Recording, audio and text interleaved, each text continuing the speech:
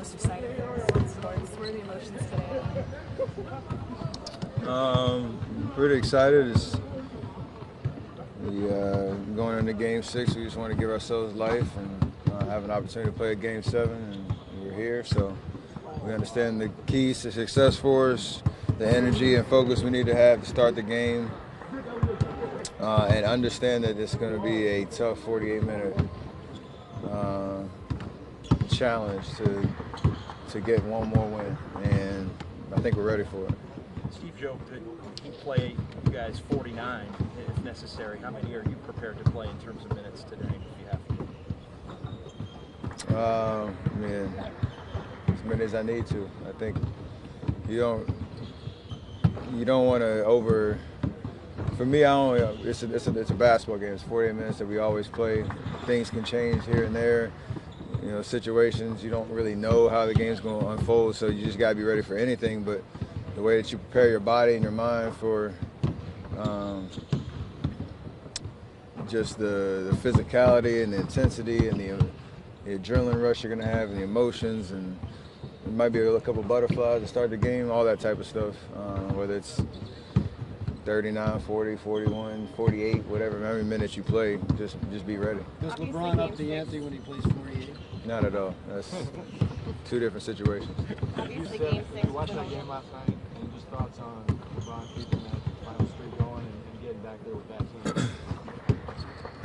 I hate when people say that. Like, they're NBA players, and yeah, they're new and whatnot. And Bron is amazing. He played an unbelievable playoff run to date, and has willed his team to his 8 straight finals and all that, which is it's unbelievable.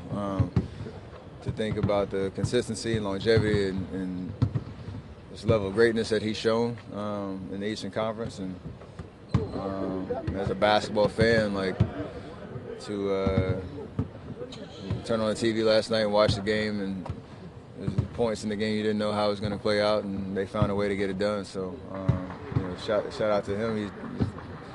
It's an amazing performance, but don't disrespect the other guys out there. They fought hard too.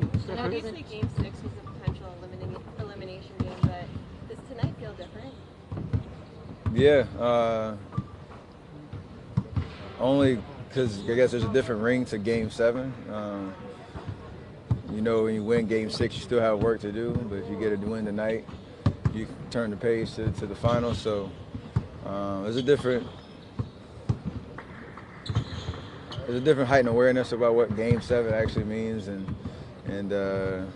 just the entire atmosphere that you expect here tonight. It's gonna be fun, and it's what my 4th one, I think. Kind of understand how this, every game in a series takes a different shape, but Game 7s are 10 times that, just because you throw everything you have out there on the floor, one last effort to get a win. So just got to be ready for anything. How do you prepare yourself to know that you have to be on that edge in a Game 7, but you can't go over it emotionally, and that you have to be prepared to play with a certain calm in the midst of all this? Experience helps for sure. Haven't been here before, been on the winning end, the losing end. This is our 2nd one on the road, so I kind of understand what that environment's going to be like. But experience, there's no replacement for that. It definitely helps to know. Go back and think about how your body was, how your mind was racing 100 miles an hour. You had to really tell yourself when you got on the floor, it's just basketball. It's the same 94 feet you play every single game. Just the situation's a little different. You just got to calm yourself down. So as amped as we were in Game 6, last game, and had to dial it back in. Hopefully we'll use that as well as to our advantage of, kind of settling in right away once the ball's tipped. I know it doesn't change what you guys do, but knowing that Chris Paul is a game-time decision, is that on your mind at all, or is it just something you're not thinking about? I mean, if he plays, we understand what he brings to the fold and how he changes their offense a little bit. But for the most part, the things that we do that when we're successful against this team happen, whether he's out there on the floor or not. Defensively locking in, being on a string, offensively, trying to keep the ball moving, keeping the pace up, and all that type of stuff. So we'll obviously adjust if he does play, but for the most part, our keys are concepts that go for their whole team, no matter who's out there on the floor. Steph, what kind of techniques have you learned to use for yourself in a game like this where you need to calm down and lower your heartbeat a bit? I mean, most of it's just breathing, for real. Like, just taking a couple deep breaths.